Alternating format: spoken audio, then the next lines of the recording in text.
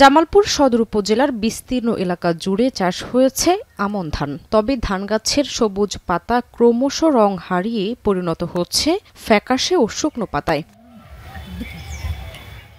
সদর উপজেলার কোটামণি গ্রামের কৃষক শাহিনুর ইসলাম চলতি আমন মৌসুমে ৪ একর জমিতে রোপা আমন ধান চাষ করেছেন তিনি। তবে বৈরী আবহাওয়ায় ধান খেতে বেড়েছে রোগবালাই, বাড়তি আতঙ্ক বাড়িয়েছে ইঁদুরের উৎপাতও। যে কীটনাশকগুলো আমরা হয় সকালে একটু আবহাওয়া ভালো থাকলে দেই, দুপুরে বৃষ্টি হয়ে যায়, তারপরে রোগগুলো আমরা প্রতিকার পাচ্ছি না। উপজেলার বেশিরভাগ আমন ধান ক্ষেতের এমন অবস্থা, কীটনাশক প্রয়োগ করেও মিলছে না কোনো প্রতিকার। কৃষকরা বলছেন আবহাওয়া পরিবর্তনের কারণেই ধান গাছের পাতা খেয়ে ফেলছে পোকা, পাশাপাশি মাজরা পোকা ও খোল পচা রোগ দেখা দিয়েছে জমিতে।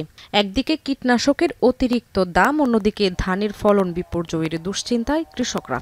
এই বৃষ্টি আবার এই উঠে বৃষ্টি বীজ দিয়ে নেমে যায়, আবার দেই এসে কোনো কাম হইতেছে না। পাতাও সাদা হয়ে যাচ্ছে আর পাতা খালি মোড়াই যাচ্ছে, আর এই গাছ মরে যাচ্ছে গা। বিএসটা আমরা 2-1 বছর ধরে বিএস কোনো দেই না। আর যে পরামর্শ নিমু হেগুর কাছে নেয়, বিএসটা আমরা দেই না। এখন এই বিষে কোনো কামই করতেছে না, 5-6 ভাগের বীজ দেওয়া শেষ হয়ে গেছে। তবে কৃষি বিভাগ বলছে কৃষকরা যাতে ক্ষতিগ্রস্ত না হয় সেজন্য মাঠ পর্যায়ে নিয়মিত পরামর্শ দেওয়ার পাশাপাশি জলবায়ু সহনশীল জাতের চারা রোপণে তাদেরকে সহায়তা করা হচ্ছে। গবেষণা প্রতিষ্ঠান আছে, তারা কিন্তু নিয়মিত চেষ্টা চালিয়ে যাচ্ছে যে আমাদের সময়ের সাথে সময় উপযোগী, আবহাওয়ার সাথে উপযোগী যে বিভিন্ন ধরনের জাতগুলো আছে ফসলের, সেগুলো যাতে আমরা কৃষকের দোরগোড়ায় পৌঁছে দিতে পারি। চলতি আমন মৌসুমে জেলায় 1,19,650 হেক্টর জমিতে আমন ধানের চাষ হয়েছে।